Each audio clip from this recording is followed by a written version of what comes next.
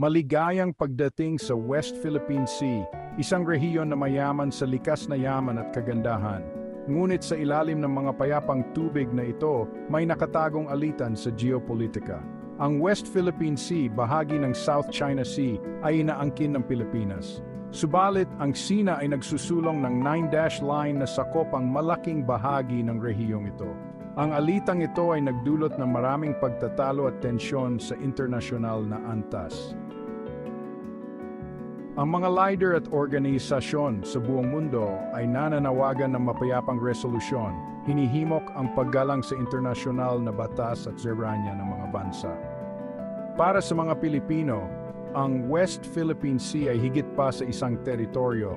Ito ay pinagmumulan ng kabuhayan at pamana.